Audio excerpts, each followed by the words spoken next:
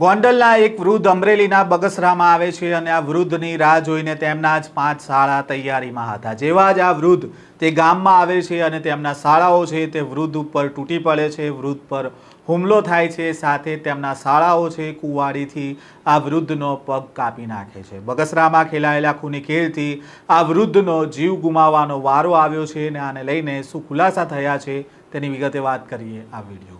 વૈષ્ણવજન તો તેને કહીએ જે પીડ પરાઈ જાનાને રે। નમસ્કાર, નવજીવન ન્યૂઝમાં આપનું સ્વાગત છે। હું છું જયંત દાફડા। ગોંડલમાં રહેતા દિનેશ સોલંકી નામના 60 વર્ષીય વૃદ્ધ ગઈકાલે બગસરામાં તેમના ભાઈના ઘરે આવી રહ્યા હતા। આ દરમિયાન તેમની ઉપર હિચકારો હુમલો થાય છે અને આ હુમલો કરનારું બીજું કોઈ નહીં પરંતુ તેમના શાળા અને શાળાના મિત્રો હતા।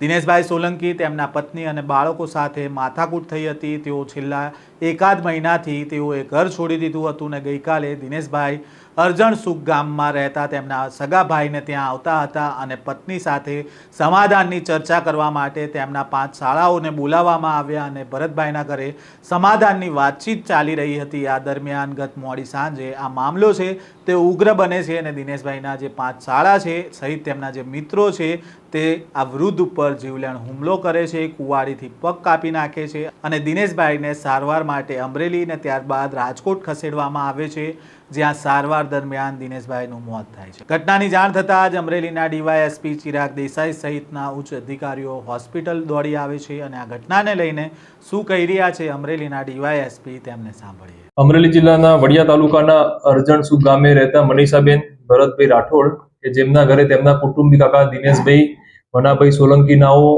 ગઈકાલ તારીખ 11 રોજ સાંજે આવેલ।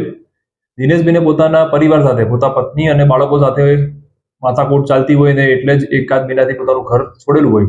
આ જ સંદર્ભમાં દિનેશભાઈ પોતાના શાળાઓ સાથે ચર્ચા કરવા માટે મનીષાબેનના ત્યાં ભેગા થયા હતા।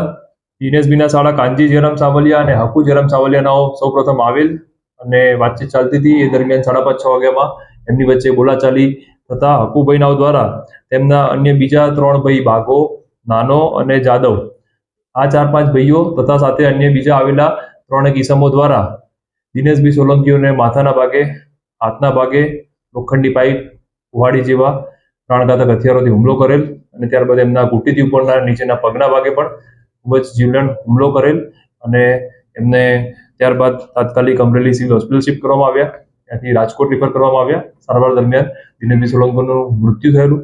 હાલમાં દિનેશભાઈ સોલંકીના મૃત્યુ નિપજાવવા માટે વડિયા પોલીસ સ્ટેશનમાં તમામ આરોપીઓ વિરુદ્ધ ગુનો દાખલ કરવામાં આવેલ છે। આગળ તપાસ કાર્યવાહી ચાલુ છે।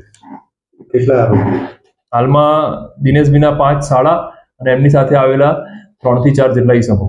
ડીવાયએસપી ચિરાગ દેસાઈએ જણાવ્યું કે વડિયાના અરજણસુખ ગામમાં રહેણાંક મકાનમાં દિનેશભાઈ પર હુમલો થયો હતો। દિનેશભાઈનું સારવાર દરમિયાન મોત થયું છે અને પોલીસે આ હુમલાખોરોને પકડવા માટે આગળની તપાસ શરૂ કરી છે। વડિયા પોલીસ સ્ટેશનમાં હત્યાનો ગુનો નોંધાયો છે, જેમાં તેમના શાળા સહિત અજાણ્યા વ્યક્તિ સામે હત્યાનો ગુનો નોંધીને તપાસ શરૂ કરવામાં આવી છે। મૃતક દિનેશભાઈની પત્ની સાથે તેમનો ઝઘડો થયો હતો, ત્યારબાદ તેમની પત્ની છે તે ઘર છોડીને જતી રહી હતી અને અરજણસુખે આવ્યા હતા અને જ્યાં તેમના શાળા સહિતના લોકો છે તે એકત્ર થાય છે, સમાધાન બાબતે બોલાચાલી થાય છે અને ત્યારબાદ દિનેશભાઈ ઉપર હુમલો થાય છે, જેમાં મૃતકના જ 5 શાળા અને અજાણી વ્યક્તિઓ સામે ફરિયાદ નોંધવામાં આવી છે અને તેમના શાળાએ તેમના બનેવીને મારી નાખ્યા હોવાની વાત સામે આવી છે। આ પ્રકારના સમાચાર અને અહેવાલ સાથે ફરી મળીશું। નવજીવન ન્યૂઝ સાથે જોડાયેલા